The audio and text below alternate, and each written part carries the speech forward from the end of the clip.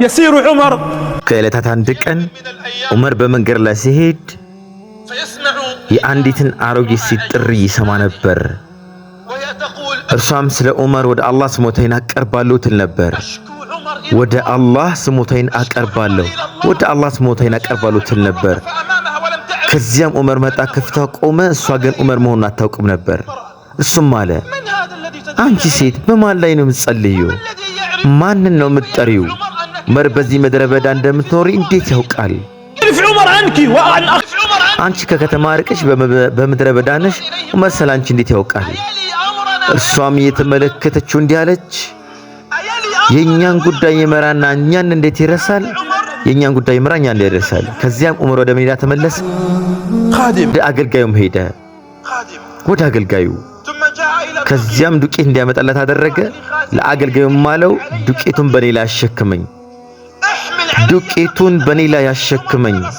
አስብ፣ ዑመር ወደ 70 ዓመት ዕድሜ ደርሶ ነበር። ነገር ግን አገልጋዩ እንዲያሸክመው ጠይቀዋል።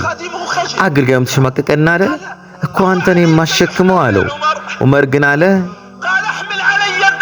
በኔ ላይ ጫንልኝ፣ እናትህ ትጥፋብህና በቂያማ ቀን ኃጢአቴን ትሸከምልኛለህን? በኔ ላይ ጫንልኝ፣ እናትህ ትጥፋብህና በቂያማ ቀን ኃጢአቴን ትሸከምልኛለህ ወይ አለው።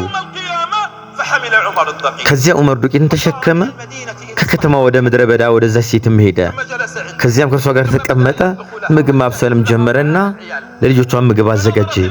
ሴቲቷም እስካሁን እርሱ ዑመር መሆኑን ሳታውቅ እንዲህ አለች፣ በእርግጥ አንተ በአላህ ይሁንብኝ ከዑመር ይልቅ ለመሪነት የምትገባ ሰው ነህ አለችው። ከሁሉም ከዑመር የበለጠ መሪ መሆን የምትሆን ሰው ነህ አለችው።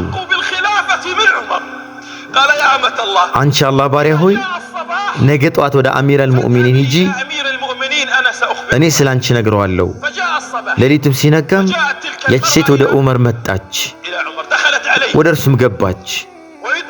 ስትመለከት ግን ትናንት ያገለገላት ሰው እንደሆነ ማየች። እርሷን ፈራችና ልትመለስ ፈለገች። ምክንያቱም እሷ ዑመርን ወደ አላህ ስሞታዬን አቀርባለሁ ስትል ነበር። የእኛን ጉዳይ ይመራና ይረሳልን ያለችው ሰው ነበር።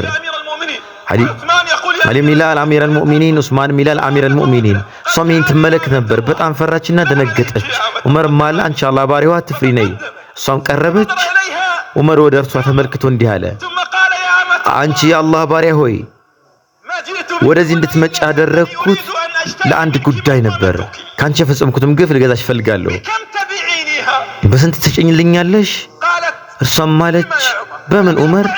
እሱም አለ በ40 ድርሃም። እሱም አለች ተቀብያለሁ። እርሱም አለ እኔም ተቀብያለሁ።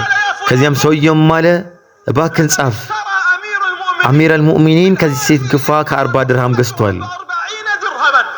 እናም በዚህ ላይ አሊና ዑስማን ምስክሮቼ ናቸው።